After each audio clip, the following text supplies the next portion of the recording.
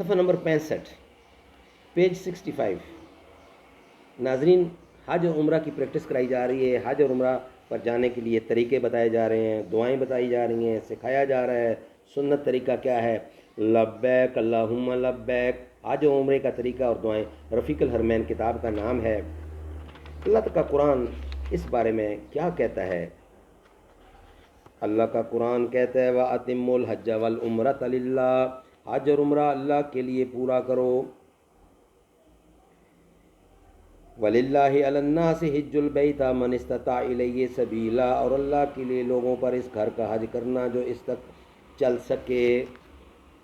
ناظرین، 49 پوائنٹ ہم ڈسکس کر چکے ہیں، ٹوٹل 55 پوائنٹ ہیں اس کے حج اور عمرہ کے۔ یہ 50واں پوائنٹ ہے اور صفحہ ہے 65۔ عرفات منا سے تقریباً 11 مینا سے تقریباً 11 کلومیٹر دور، جہاں 9 ذی الحجہ کو تمام حاجی صاحبان جمع ہوتے ہیں۔ عرفات شریف حدود حرم سے خارج ہے۔ نمبر 51 جبل رحمت، عرفات شریف کا وہ مقدس پہاڑ، میدان عرفات شریف کا وہ مقدس پہاڑ جس کے قریب وقوف کرنا افضل ہے۔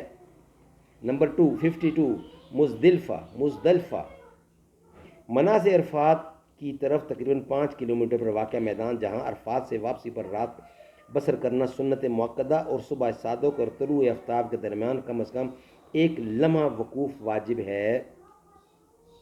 53 محصر، مزدلفہ سے ملا ہوا میدان، یہاں اصحاب فیل پر عذاب نازل ہوا تھا، لہٰذا یہاں سے گزرتے وقت تیزی سے گزرنا اور عذاب سے پناہ مانگنی چاہیے۔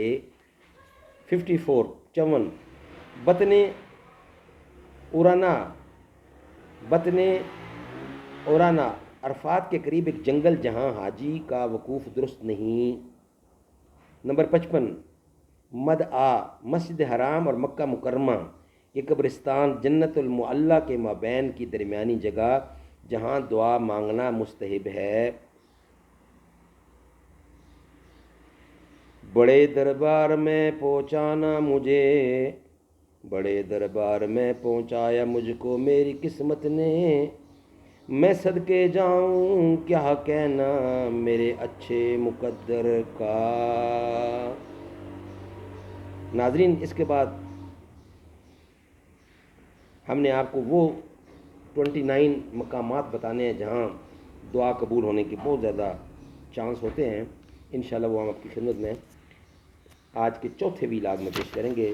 3 ویلاگ آج کے آپ کی خدمت ہم پیش کر چکے ہیں، چوتھا ویلاگ اس میں ہم انشاءاللہ 29 مقامات ہیں جہاں پر دعا قبول ہونے کے چانسز ہوتے ہیں، وہ ہم پیش کریں گے۔ ناظرین، اگر ہمارا ویلاگ پسند ہے تو سبسکرائب کرنا نہ بھولیے، اور اپنے خیالات کا اظہار بھی کمنٹ سیکشن میں کریں تاکہ آپ کی باتوں سے ہم فائدہ اٹھاتے ہوئے اپنی کریکشن کر لیں، اور لائک بھی کریں، شیئر بھی کریں، اور روزہ رسول پر یا محرم الحرام یعنی مسجد حرم تک جانے سے پہلے تیاری کر لیں گے تو بہت سکون آئے گا، مزہ آئے گا اور بڑا فائدہ ہوگا۔ اللہ تعالیٰ توفیق دے، آمین ثم آمین۔